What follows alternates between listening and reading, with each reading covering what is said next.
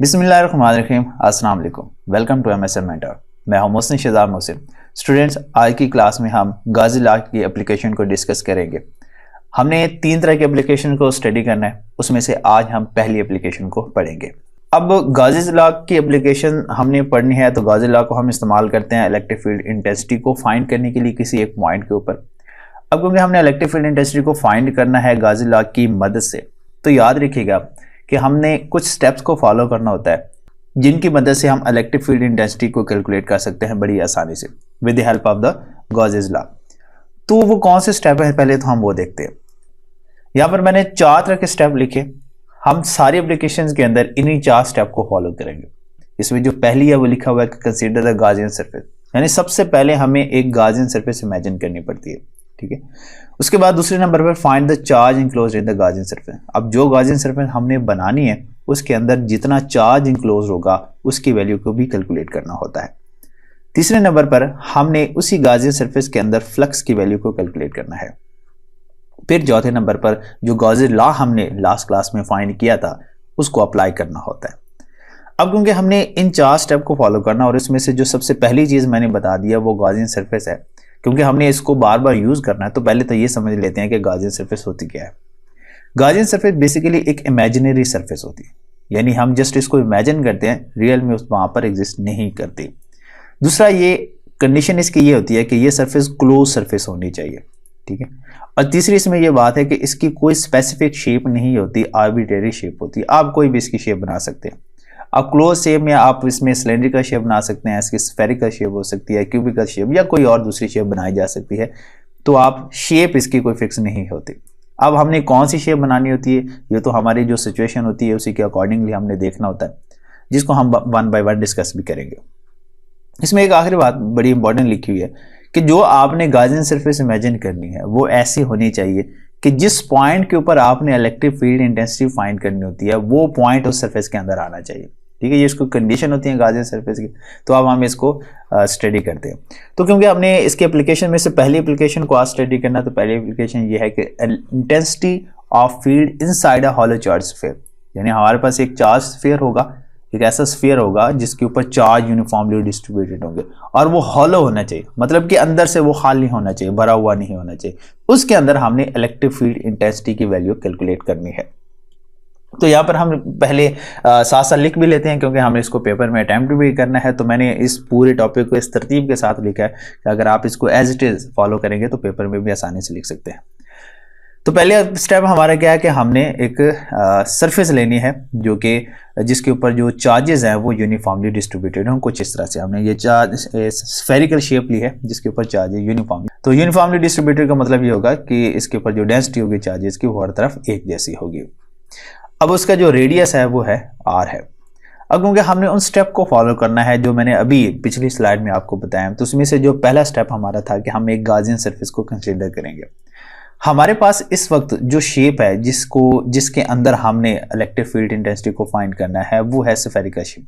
हम इस केस के लिए जो गॉसियन सरफेस इमेजिन करेंगे, क्लोज गॉसियन सरफेस, वो भी स्फेरिकल शेप की ही इमेजिन करेंगे। तो यहाँ पर हमने इसी सरफेस के अंदर एक गॉसियन सरफेस को इमेजिन कर लिया है। और क्योंकि हमने जो सरफेस को इमेजिन किया है वो भी स्फेरिकल है और जो पहले चार्ज स्फीयर है उसके अंदर है, तो डेफिनेटली इसका जो रेडियस होगा वो इस स्फीयर के रेडियस से कम होगा। अब इसके गॉसियन सरफेस के रेडियस को मैंने r प्राइम कहा है और जबकि चार्ज स्फीयर के रेडियस को कैपिटल R कहा है, तो ये रेडियस दूसरे रेडियस से ग्रेटर होगा। ये तो हमारा पहला स्टेप था। अब चलते हैं हम अपने दूसरे स्टेप की तरफ जिसमें हमने उसी गॉसियन सरफेस के अंदर मौजूद चार्ज की वैल्यू को कैलकुलेट करना होता है। अब यहाँ पर क्योंकि हमने सारे का सारा जो चार्ज है वो सरफेस के ऊपर डिस्ट्रीब्यूट किया हुआ है, इस स्फीयर के अंदर कोई चार्ज मौजूद नहीं है।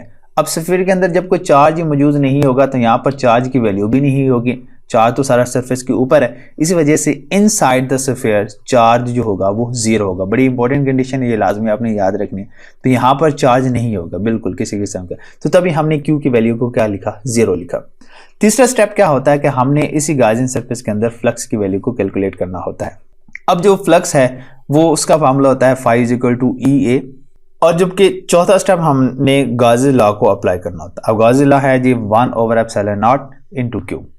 अब आपने उन्हीं इक्वेशन नंबर 1, इक्वेशन नंबर 2 और इक्वेशन नंबर 3 इनको यूज करना है। अब 1 को 2 और 3 में जब हम यूज करेंगे तो हमारे पास रिलेशन किस तरह से आएगा, ये बनेगा E dot A into 1 over epsilon r। देखिए हमने किया है, जरा आप पिछली स्लाइड में जाएं तो इसमें आपने देखा है कि जो फाई है ये E A के इक्वल है, यानी इक्वेशन नंबर 2 की लेफ्ट हैंड साइड पर फाई की वैल्यू लिखी हुई है जो कि E A के इक्वल होता है।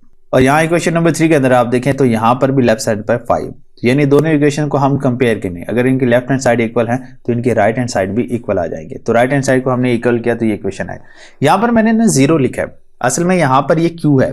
अब Q क्योंकि आपने बताया कि inside the Gaussian surface charge 0 है, इसी चार्ज की 0 वैल्यू मैंने यहाँ पर पुट कर दी। अब पूरे टर्म को मल्टीप्लाई कर देंगे तो ये तो 0 के इक्वल आ जाएगा, यानी E dot A is equal to 0। अब यहाँ से थोड़ा मैथमेटिक का जो है ना वो कॉन्सेप्ट आता है, दो टर्म का जो प्रोडक्ट है वो 0 को इक्वल है, इसका मतलब है या तो ये दोनों 0 को इक्वल है या इन दोनों में से कोई एक 0 के इक्वल है। अगर हम देखें ना तो एरिया किसी चीज़ का 0 होता नहीं है, हम इसी वजह से कहेंगे कि area is not equal to 0। इसका मतलब है क्या चीज़ 0 होगी, इसमें इलेक्ट्रिक फील्ड इंटेंसिटी की वैल्यू 0 होगी। तो हमने यहाँ से गॉसी लॉ को इस्तेमाल करके ये पता लगा लिया है कि एक चार्ज हॉलो स्फीयर के अंदर इलेक्ट्रिक फील्ड इंटेंसिटी नहीं होती। जब इलेक्ट्रिक फील्ड ही नहीं होता तो वहां पर इंटेंसिटी कहां से आएगी, इसके अंदर कोई चार्ज मौजूद नहीं होता, ठीक है, इसके अंदर कोई फ्लक्स मौजूद नहीं होता। तो फ्लक्स क्यों नहीं होता, देखा जाए तो यहाँ मैं सिर्फ आपको सिर्फ 2 चार्जेस का बिहेवियर बताता हूँ। जैसे एक चार्ज यहाँ पर ये मौजूद है, इसके दूसरी साइड पे बिल्कुल ऑपोजिट ये चार्ज मौजूद है। अब सेम चार्जेस है ना, तो सेम चार्जेस एक दूसरे को रिपेल करते हैं। अब ये रिपेल करते हैं तो यहाँ पर इनके जो फील्ड लाइंस हैं ये भी रिपेल करेंगे। मैंने आपको इलेक्ट्रिक फील्ड लाइंस के टॉपिक में ये बात बड़ी डिटेल से बताई थी, ठीक है। मैं यहाँ से चंद एक एग्जांपल लेता हूँ। यहाँ पर ये सारे के सारे फील्ड लाइंस ऐसे बनेगी, बाहर की तरफ बनेगी। तो अगर यहाँ से ये 2 चार्ज हम ले लें तो इसमें भी तो सारी फील्ड लाइन्स बाहर की तरफ ही बनेगी ना, यूँ। तो कोई से भी आप ये सामने वाली फील्ड लाइन्स ले लें, तो चार्ज ले लें, तो सबकी जो फील्ड लाइंस होंगी वो इसी तरतीब से बनेगी। तो आपको अंदर किसी किस्म की कोई भी फील्ड नजर नहीं आती। अब फील्ड होगी तो यहाँ पर आपको फ्लक्स भी नजर नहीं आएगा। तो ये याद रखिएगा कि चार्ज हॉलो स्फीयर के अंदर इलेक्ट्रिक फील्ड इंटेंसिटी नहीं होती, क्योंकि वहां पर चार्ज की वैल्यू भी 0 होती है। तो हमने यहाँ पर फाइनल रिजल्ट भी लिखना है कि interior of a hollow metal charge sphere is field free region. तो हम इस रीजन को क्या कहेंगे कि इसमें कोई फील्ड नहीं होता। तो हमने यहाँ से कैलकुलेशन, इसको भी हम देख लेते हैं। तो अगर हम ये कहें कि कोई भी apparatus जो कि हमने किसी मेटल के अंदर उसको रैप करके रखा हुआ है, तो वहां पर इलेक्ट्रिक फील्ड इंटेंसिटी नहीं होती, इलेक्ट्रिक फील्ड की वैल्यू वहां पर 0। अब वो कह रहे हैं हम उसको शील्ड कर लेते हैं। शील्ड इसी वजह से कर लेते हैं क्योंकि वहां पर इलेक्ट्रिक फील्ड नहीं होता। अब ये जो शील्ड आ जाता है, इसी शील्डिंग इफेक्ट की वजह से क्या होता है कि जो लाइटनिंग होती है, जो थंडरिंग लाइटनिंग होती है, उससे किसी भी प्लेन के अंदर महफूज रहा जा सकता है। उसके अलावा यहाँ पर वो बता रहा है the circuits of the sensitive electronic devices such as the TV and the computers are often enclosed within the metal boxes to avoid the stray electric field. असल में ये बताना ये चाहता है कि जब हम किसी मेटल के साथ किसी ऑब्जेक्ट को रैप कर देते हैं तो अंदर, क्योंकि मेटल है तो वहां पर चार्जेस मौजूद होंगे और उसके अंदर जो होगा वो फील्ड फ्री रीजन हो जाएगा। अब फील्ड फ्री रीजन होगा तो वहां पर जो इलेक्ट्रोमैग्नेटिक वेव्स होती हैं वो नहीं जा सकती, तो वहां पर किसी किस्म की कोई डिस्टर्बेंस नहीं होगी। यहाँ पर ये जो टीवी स्क्रीन और कंप्यूटर के उन्होंने जिक्र किया है, तो आपने देखा कि इसकी जो पिक्चर ट्यूब होती है उसको मेटल के साथ कवर किया होता है ताकि अंदर जो है रीजन है वो फील्ड फ्री रीजन बने और बाहर से किसी भी इलेक्ट्रोमैग्नेटिक वेव का इंटरेक्शन ना हो। और अगर वहां पर इलेक्ट्रिकल इंटरफेरेंस नहीं होगी तो उस पिक्चर को ख़राब होने ही करेगा। तो ये काफ़ी फ़ायदेमंद चीज़ है। बाज़ार हमें ये टॉपिक के हवाले से तो देखा जाए तो बहुत एक छोटी सी चीज़ है, लेकिन इस कॉन्सेप्ट वाइज ये बहुत इंपॉर्टेंट चीज़ है, ठीक है। तो ये एक बड़ा मुख्तसर सा टॉपिक था, हमारा पहली एप्लीकेशन थी गॉसी लॉ की। तो बाकी एप्लीकेशन इंशाल्लाह हम बाकी क्लासेस के अंदर डिस्कस करेंगे। उम्मीद है आपको इसकी समझ आई होगी। आपसे मुलाकात होती है इंशाल्लाह नेक्स्ट लेक्चर में। तब तक के लिए अल्लाह हाफिज़।